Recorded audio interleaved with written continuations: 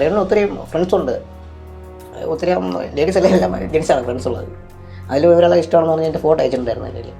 ആ ഫോട്ടോ പിന്നെ അത് കളയാൻ കാര്യത്തിൽ ഇപ്പോഴും ഞാൻ പറയുകയാണ്, വീണ 100% ജെന്യൂൻ ആയിട്ടുള്ള കാര്യങ്ങളാണ് വീണ പറഞ്ഞിട്ടുള്ളത്. പിന്നെ വീണ ഈ പറഞ്ഞിട്ടുള്ള വിവാഹം സേഫ്റ്റി നോക്കിയേ പറ്റൂ. സേഫ്റ്റി മാത്രമല്ല, കിച്ചിൻ്റെ പഠിത്തങ്ങളുണ്ട്, അത് മാത്രമല്ല വേറെ കുറേ കാര്യങ്ങളുണ്ട്. ഞാൻ പറഞ്ഞത് ഈ 4 കൊല്ലം ഈ ശ്രുതി രണാസിനെ കാണിക്കുന്നത് നമുക്ക് ന്യായീകരിക്കാൻ പറ്റത്തില്ല. അങ്ങേയറ്റത്തെ കാര്യങ്ങൾ, അങ്ങേയറ്റത്തെ കുറേ കാര്യങ്ങളാണ് ഇപ്പം കാണിച്ചുകൊണ്ടിരിക്കുന്നതും ചെയ്യുന്നതും. അപ്പം സഹായിച്ചവരെ പോലും തിരിച്ച് കൊത്തിയ ഒരാളാണ്. അപ്പം അതിൽ നമുക്ക് ഒരു കാരണം വെച്ചാൽ again back to my YouTube channel. ഇന്നൊരു വീഡിയോ ചെയ്യുന്നുള്ളൂ വിചാരിച്ചാണ്, പക്ഷേ ഒരു വീഡിയോയും കൂടെ ചെയ്യേണ്ടതായിട്ട് വന്നു. വേറൊന്നുമല്ല, 2 കാര്യങ്ങൾ പറയാനാണ്. ഒന്ന്, ഇന്നലത്തെ കിച്ചുവിൻ്റെ ലൈവുമായിട്ട് ബന്ധപ്പെട്ട് ഒരു കാര്യം. പിന്നെയെന്ന് വെച്ച് കഴിഞ്ഞാൽ ഇന്നലെ ഞാനൊരു ഇന്നലത്തെ വീഡിയോയിൽ ഞാൻ കഥയിലെ ഒരു കാര്യം പറഞ്ഞിട്ടുണ്ടായിരുന്നു. ഈ കഥയിൽ 3ാമതൊരാൾ ഉണ്ട് എന്ന് ഞാൻ പറഞ്ഞിട്ടുണ്ടായിരുന്നു. അത് എൻ്റെ കഥയിലൊരു ട്വിസ്റ്റായിരുന്നു, കാരണം അതിപ്പം പൊളിഞ്ഞിരിക്കുകയാണ്. അപ്പോൾ ഈ 2 കാര്യത്തിനെ പറ്റിയിട്ടാണ് ഞാൻ പറയുന്നത്. ഓക്കെ, അതിന് മുമ്പ് ഇന്നും ഞാൻ ഉറക്കമെണീച്ച സമയത്ത് മറ്റേ വീഡിയോയിൽ കൊടുക്കാൻ പറ്റിയില്ല. അത് കുറച്ച് കാര്യങ്ങൾ, വേറെ കുറച്ച് കാര്യങ്ങളായതുകൊണ്ട് എനിക്ക് അതിനകത്ത് ഉൾപ്പെടുത്താൻ പറ്റില്ല. ഇന്ന് ഞാൻ ഉറക്കമെണീച്ച് കാണുന്നത് നമ്മളെ രണാസുനയുടെ ഒരു വീഡിയോ ആണ്, ഷോർട്ട് വീഡിയോ ആണ്. അപ്പം കഴിഞ്ഞ വീഡിയോയിൽ നമ്മൾ കണ്ടതാണ് അണിഞ്ഞൊരുങ്ങി ഒരു സ്റ്റേജ് ഷോയ്ക്ക്, ഫാഷൻ ഷോയ്ക്ക് പോകുന്നൊരു വീഡിയോ. അപ്പോൾ ഇന്ന് രാവിലെ ഒരു മെഡലും പിടിച്ചുകൊണ്ടിരിക്കുന്നത് കണ്ട് ഫാഷൻ ഷോയ്ക്ക് പോയത്. ഫാഷൻ ഷോയ്ക്ക് ഇത്രയും അതപ്പതിച്ച് പോയെന്നോ നല്ലോണമെന്നാണ് ഞാൻ ഓർക്കുന്നത്. ഇത്രയും അതപ്പതിച്ച ഫാഷൻ ഷോ എവിടെയാണ് നടത്തുന്നതെന്ന് എന്നാലും ഒന്ന് ജസ്റ്റ് ഒന്ന് കണ്ടു നോക്കാം. ഞാൻ രാവിലെ ഉറക്കം എണീക്കുന്ന തന്നെ ഇത് കണ്ടോണ്ടാണ് എണീക്കുന്നത്.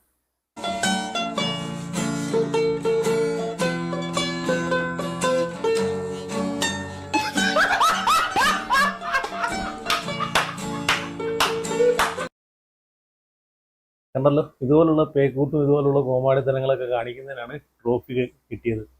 അതാണ് ഞാൻ പറഞ്ഞത്, ഫാഷൻ ഷോയ്ക്ക് ഇത്രയും അതപ്പതിച്ച് പോയോന്ന്.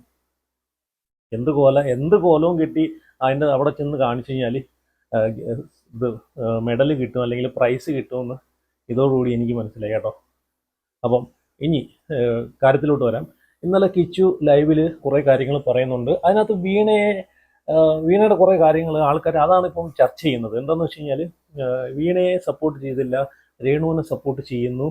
അപ്പം ഞാൻ ആദ്യം തന്നെ പറയുന്നുണ്ട്, എൻ്റെ വീഡിയോ കാണുന്നവർക്ക് ഞാൻ പറയുന്നുണ്ട്, ഇത് സത്യം പറഞ്ഞാൽ ഇതിനകത്തൊരു ഒരുപാട് നിഗൂഢതകൾ ഒളിഞ്ഞു കിടക്കുന്നൊരു സ്റ്റോറിയാണ് ഈ രണാസുനയുടെ സ്റ്റോറി. അപ്പം കിച്ചുവിന് ഒരു കാരണം വെച്ചാലും ഈ സമയത്ത് കിച്ചുവിന് രേണുവിനെ സപ്പോർട്ട് ചെയ്യും, രണാസുനെ സപ്പോർട്ട് ചെയ്യാൻ പറ്റത്തില്ല. അത് നിങ്ങൾ ആദ്യം മനസ്സിലാക്കുക.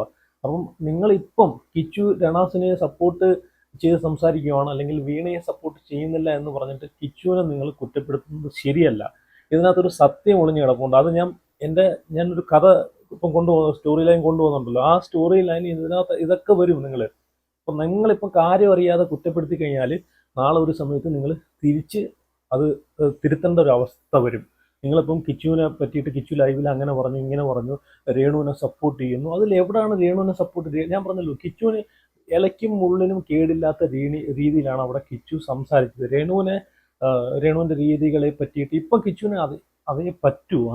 കാരണം കിച്ചു ഇപ്പം ഒന്നാമത്തെ കാര്യം പഠിച്ചുകൊണ്ടിരിക്കുകയാണ്. കിച്ചു സ്വന്തം കാലിൽ നിൽക്കാം എന്നൊരു സിറ്റുവേഷൻ വരുന്ന സമയത്ത് ഇതെല്ലാം വെളിയിൽ വരും. ഇപ്പം കിച്ചുവിന് ഈ പറഞ്ഞ പോലെ കുറേ കാര്യങ്ങളുണ്ട്, പഠിത്തവുമായിട്ട് ബന്ധപ്പെട്ട് അല്ലെങ്കിൽ മറ്റുള്ള ഒരുപാട് കാര്യങ്ങളുണ്ട്. കിച്ചുവിൻ്റെ പേഴ്സണലായിട്ടുള്ള ഒരുപാട് കാര്യങ്ങളുണ്ട്. പിന്നെ കള്ളു പിടിച്ച് വണ്ടി ഓടിച്ചതിനെ പറ്റിയിട്ട് ഈ അടുത്ത സമയത്ത് ഒരുപാട് വീഡിയോസൊക്കെ വരുന്നുണ്ടായിരുന്നു. അപ്പം കുറേ ആൾക്കാർ കിച്ചുവിനെ കുറ്റപ്പെടുത്തുന്ന കാര്യം എന്താണെന്ന് വെച്ച് കഴിഞ്ഞാൽ, എന്തുകൊണ്ട് രേണു സുധി ഇങ്ങനെ കാണിച്ചിട്ടും പ്രതികരിച്ചില്ല എന്നുള്ളൊരു ധാരണയിലാണ് കിച്ചുവിനെ കുറ്റപ്പെടുത്തുന്നത്. അതിൽ ഈ കിച്ചുവിനെ ഈ ഒരു വിഷയത്തിലോട്ട് വലിച്ചഴിച്ചുകൊണ്ട് വരേ വേണ്ട. കിച്ചുവിൻ്റെ കാര്യം നോക്കി പോവാണ്. കിച്ചുവിനെ ഞാൻ പറഞ്ഞല്ലോ, കിച്ചു ആ ഒരു തെറ്റ് ചെയ്തത് ലൈവിൽ വന്ന് പറയുന്നുണ്ട്, അക്സെപ്റ്റ് ചെയ്യുന്നുണ്ട്. ഞാൻ ചെയ്തത് തെറ്റായി പോയി, ഞാൻ ചെയ്തത് തെറ്റായിരുന്നു, ഇനി അങ്ങനെ ചെയ്യത്തില്ല, എനിക്കൊരു തെറ്റ് പറ്റിപ്പോയി എന്ന് പറയുന്നുണ്ട്. അപ്പം അതിൽ കൂടുതൽ ഇത് നമ്മളെന്ത് പറയാം, അതിൽ കൂടുതൽ ഒരാളൊരു തെറ്റ് ചെയ്തു, അത് തെറ്റാന്ന് മനസ്സിലാക്കി അത് അംഗീകരിക്കുന്നുണ്ട്, അക്സെപ്റ്റ് ചെയ്യുന്നുണ്ട്. അപ്പം പിന്നെയെന്ന് വെച്ചാൽ ഈ 4 കൊല്ലം സുധിയുടെ കൂടെ രേണു ഉണ്ടായിരുന്നു, അതുപോലെ കിച്ചു ഉണ്ടായിരുന്നു. അപ്പം കിച്ചു ഈ സുധിക്ക് എന്തൊക്കെ പറഞ്ഞാലും, എന്തൊക്കെ നമ്മളിപ്പം രേണുവിനെ കുറ്റം പറഞ്ഞാലും ശ്രുതിക്ക് രേണുവിനോട് സ്നേഹം ഉണ്ടായിരുന്നു. 100% ശ്രുതിക്ക് സ്നേഹം ഉണ്ടായിരുന്നു. തിരിച്ചുണ്ടോ ഇല്ലയോ എന്ന് നിങ്ങൾ എൻ്റെ കഥയിലൂടെ നിങ്ങളത് മനസ്സിലാക്കിയാൽ മതി. ഞാൻ ഇപ്പം പറയത്തില്ല, ഇതൊക്കെ ട്വിസ്റ്റാണ്. പക്ഷേ ഇപ്പം എൻ്റെ ഒരു ട്വിസ്റ്റ് പൊളിഞ്ഞിരിക്കുകയാണ്. അത് എങ്ങനെ പൊളിഞ്ഞു എന്നൊന്നും എനിക്കറിയത്തില്ല. ഞാൻ കാരണം ഇന്നലെ തന്നെ ആ കാര്യം എടുത്തിടുകയും ചെയ്ത് ഇന്ന് അതിനെ പറ്റിയിട്ടൊരു news Malayalam news today Malayalam എന്ന് പറഞ്ഞൊരു യൂട്യൂബ് ചാനലിനകത്ത് ഇന്നൊരു വീഡിയോ വന്നിട്ടുണ്ട് ആക്ടർ രതീഷിൻ്റെ വീഡിയോ. ആ രതീഷ് അതിനകത്ത് പറയുന്നുണ്ട്.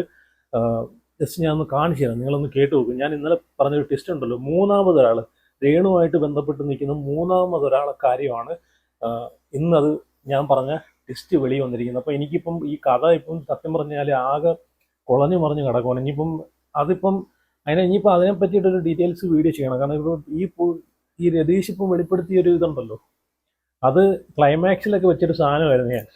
ഞാൻ അതാ പറഞ്ഞത്, ഇത് ഭയങ്കര സംഭവമാണ് ഈ കഥ. എന്തായാലും ഞാൻ ഒരു ഇൻ്റർവ്യൂവിൻ്റെ ചെറിയൊരു ക്ലിപ്പ്, ആ ഭാഗത്തിൻ്റെ ഒരു ക്ലിപ്പ് കൂടെ കൊടുക്കാം. ന്യൂസ് ടുഡേ മലയാളം എന്നൊരു യൂട്യൂബ് ചാനലിനകത്താണ് ഇന്നാണ് സംഭവം വന്നിട്ടുള്ളത് കേട്ടോ.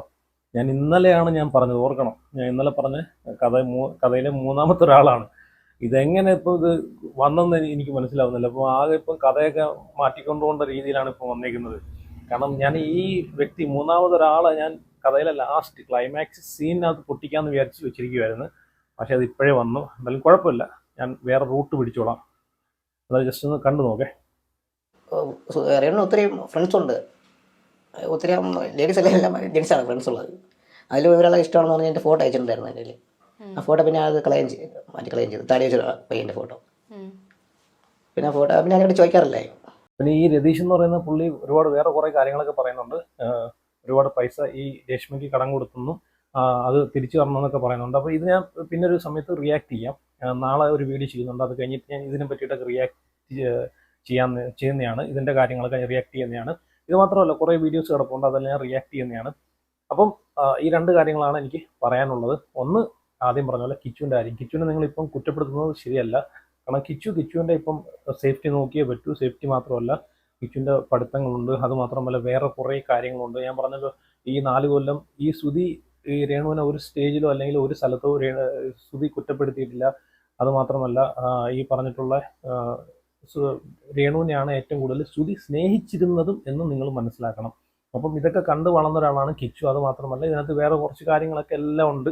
അപ്പം അതെല്ലാം ഞാൻ ഈ സ്റ്റോറി ലൈൻ രേണാസുന സ്റ്റോറി ലൈൻ ഉണ്ടല്ലോ, അതിനകത്ത് ഞാൻ പറഞ്ഞുതരാം വ്യക്തമായിട്ട്. കാരണം ഇവരെന്തുകൊണ്ടാണ് ഇങ്ങനെ ആയത്, അല്ലെങ്കിൽ ഇങ്ങനെ ആവുന്നത്, ഇങ്ങനെ ആയി തീർന്നത് എന്നറിയണമെങ്കിൽ ഞാൻ പറയുന്ന സ്റ്റോറി കണ്ടു കഴിഞ്ഞാൽ മാത്രമേ നിങ്ങൾക്ക് മനസ്സിലാവത്തുള്ളൂ. അപ്പം കിച്ചുവിനെ ഒരു കാരണവശാലും കുറ്റപ്പെടുത്തില്ല. ലാസ്റ്റ് ലൈവ് കണ്ട് നിങ്ങൾ ഒരു കാരണവശാലും ഇത് ചെയ്യല്ലേ. കാരണം ഒരു ലൈവിൽ അവൻ വന്ന് സപ്പോർട്ട് ചെയ്തില്ല, അല്ലെങ്കിൽ വീണയുടെ കാര്യത്തിൽ ഇപ്പോഴും ഞാൻ പറയുകയാണ്, വീണ 100% ജെന്യൂൻ ആയിട്ടുള്ള കാര്യങ്ങളാണ് വീണ പറഞ്ഞിട്ടുള്ളത്. പിന്നെ വീണ ഈ പറഞ്ഞിട്ടുള്ള വിവാഹശുദ്ധിയുമായിട്ടുള്ള ബന്ധം വേർപെടുത്താൻ അതും വേറെ കുറേ കാരണങ്ങളുണ്ട്. അതിലൊന്ന് ഞാൻ കഴിഞ്ഞ വീഡിയോയിലൊക്കെ ഞാൻ പറഞ്ഞിട്ടുണ്ട്. അപ്പം ഇത്രയേ ഉള്ളൂ. അപ്പം ഈ എന്തൊക്കെ പറഞ്ഞാലും രേണാസുനെ കാണിക്കുന്നത് നമുക്ക് ന്യായീകരിക്കാൻ പറ്റത്തില്ല. അങ്ങേയറ്റത്തെ കുറേ കാര്യങ്ങളാണ് ഇപ്പം കാണിച്ചുകൊണ്ടിരിക്കുന്നതും ചെയ്യുന്നതും. അപ്പം സഹായിച്ചവരെ പോലും തിരിച്ച് കൊത്തിയ ഒരാളാണ്. അപ്പം അതിൽ നമുക്ക് ഒരു കാരണവശാലും ന്യായീകരിക്കാൻ പറ്റത്തില്ല. പക്ഷേ അതിൻ്റെ കൂട്ടത്തിൽ കിച്ചുവിനെയും കൂടെ ചേർക്കല്ലേ. കാരണം എൻ്റെ കഥയിൽ ഞാൻ പറഞ്ഞല്ലോ, ഇപ്പം ഞാൻ പറയുന്നില്ല, അത് ലാസ്റ്റ് പറയുന്നതാണ് നല്ല. ക്ലൈമാക്സിലെ കാര്യമാണ്, മുമ്പേ എടുത്തിട്ട് ഞാൻ കഥ കുളമാക്കുന്നില്ല. അപ്പം കിച്ചുവിൻ്റെ പഠിത്തം കാര്യങ്ങളൊക്കെ കൊണ്ടുപോകണം. അത് ഈ പറഞ്ഞിട്ടുള്ള വിവാദങ്ങളിൽ വന്നിരുന്നിട്ട് ഈ വീണയെ സപ്പോർട്ട് ചെയ്തിട്ട് കിച്ചുവിൻ്റെ ലൈഫ് നശിപ്പിക്കാൻ കിച്ചു തയ്യാറല്ല. അതിൻ്റെ കുറേ കാര്യങ്ങളുണ്ട്. എന്തായാലും ഞാൻ പറഞ്ഞുതരാം. എന്തായാലും സ്റ്റേ ട്യൂൺഡ്. എല്ലാവരും ചാനൽ സബ്സ്ക്രൈബ് ചെയ്ത് നോക്കുക, അതുപോലെ ഈ വീഡിയോ ഷെയർ ചെയ്യുക, ലൈക്ക് ചെയ്യുക. അപ്പം നിങ്ങളെ അഭിപ്രായം കൂടെ കേട്ടോ, മറന്നു വിട്ടുപോയി, ഉറപ്പായിട്ട് കമൻറ്റ് ചെയ്യുക. അപ്പം സീ യു ഗൈസ്.